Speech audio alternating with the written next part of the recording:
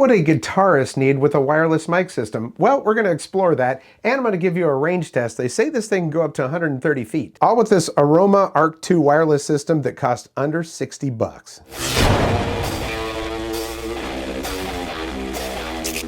Welcome back, I'm Tony, and I've tested several wireless systems. I'm not a singer, so when it comes to a mic wireless system, at first I was like, I don't really know. And then the light bulb came up, and I said, oh, well, I have a very small studio. It's a small space, don't want cables running all over the place.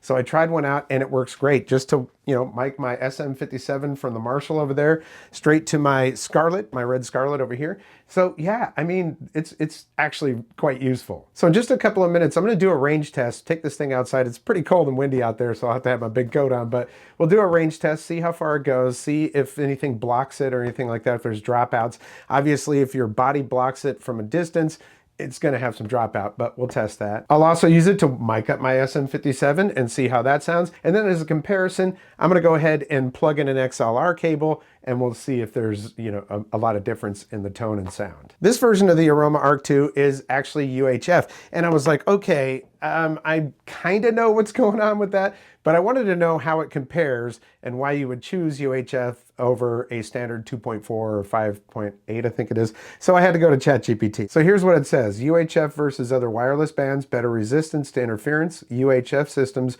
operate roughly in the 470 to 600 megahertz range in the US, which tends to be less crowded than 2.4 gigahertz shared with Wi-Fi, Bluetooth, smart devices.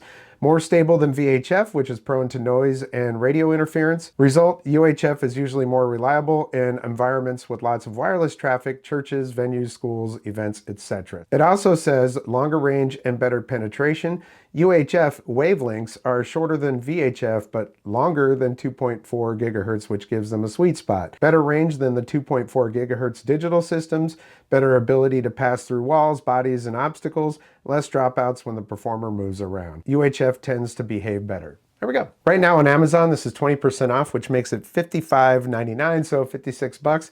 That's pretty inexpensive, so if you're on a budget and you need a wireless mic system, this might be one for you to check out. Let me show you what comes inside the box. It's very simple. You get the transmitter and the receiver. You have a standard USB to 2 USB-Cs, so you can plug into one charging block and charge them both at the same time, and a very simple manual. Let's start by going outside and we'll test the range. So a pretty simple setup. I've got a Rode wireless mic there, the Spark Edge right there, and a microphone. That's pretty much all we need. And since the wind is blowing pretty good today, I'm going to use this building here to block it and walk that way. So we'll see how this goes. All right, I'm not going to be all scientific about this or anything. We're going to see how well this thing does with range. I'm also not a singer, so I won't be singing today, which you're going to be thankful for. I can do a little bit of backup vocals and stuff. So my may cut out a little bit. This is UHF signal, and this is really, I think, the first time I've used a wireless mic system that's UHF. All right, so let's head back this way. See if it's cutting out. Sounds like it's going pretty good. All right, we're pretty far away now. And just keep walking, and we'll keep walking. All right, with my back turned to it, it was definitely cutting off. So, I mean, like any wireless system, if there's something that's blocking the signal, especially this far away, you might have that kind of an issue. All right, so we'll just back up here. Keep going. It's still working, but it sounds like it's cutting out. And if I turn my back a little bit, see, if you're using one of the wireless systems, I could probably go farther. Let's just see. Okay, so for any mode that I would be playing, I'm never going to get this far. Ooh, man, it is cold out there. All right, well, let's test the guitar inside my studio here. First, we're going to use the wireless system. All right, we've got it all set up with my awesome Cream guitars. I love this guitar, man. If you get a chance, check these things out, and I do have a review on this guitar here. So, yeah, man, it's just...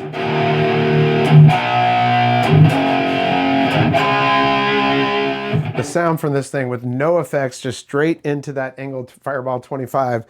It's pretty awesome. All right, so I obviously love wireless. I've got wireless on this to that, and I'm running the wireless audio for the microphone, the SM57. Let me tell you a few things about this thing real quickly. Of course, it is UHF. It's got lossless audio transmission. 106 dB dynamic range, has 7 channels. They say the range is up to 164 feet. I know I went pretty far with it. One touch switching for the channels, so that makes it easy. They take 2 hours to charge, and they claim 5.5 hours of working time. I'm gonna say 3.5 to 4 hours, probably max, but I don't know. I haven't run them for 5.5 hours. What I'll do is I'm just gonna turn them on and leave them and check them. I'll put a note in the description for that. In this studio environment, they work pretty good, but let's hear how they sound.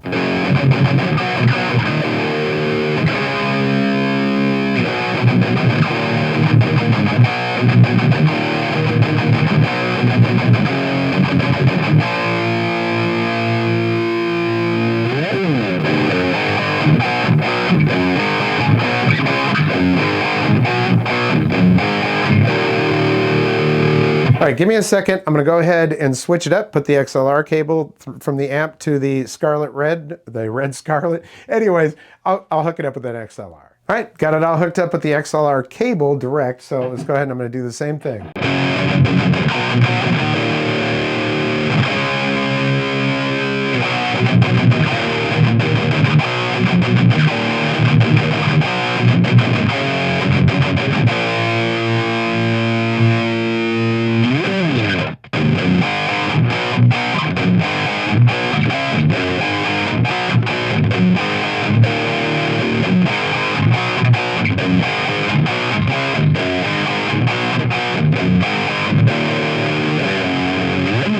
You know, I didn't notice a lot of tonal difference here inside the studio, but maybe when I listen back to it, it will be, but you can judge for yourself.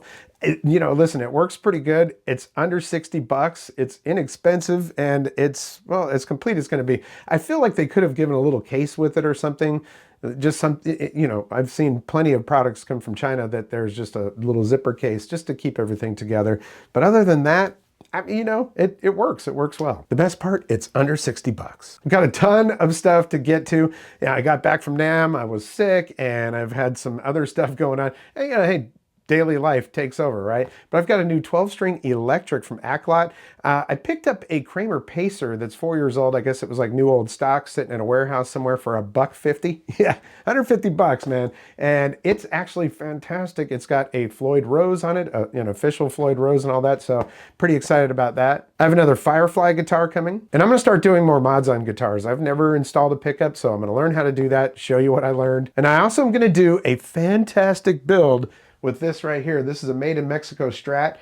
It's a really good guitar, but I'm working with True Temperament, also with Vega Trim for a tremolo on there, and I've got a loaded pickguard from Seymour Duncan coming. That's gonna be a badass guitar, man. I'm really looking forward to that. And that's just a sample of what I have coming up. So if you're not subscribed yet, go ahead and click that subscribe button down there. There's also a notification bell. If you click that, you'll get notifications when I upload new videos. It couldn't be any more simple. Well, that's gonna do it for this episode. We'll catch you next time on the Vapor Trail channel.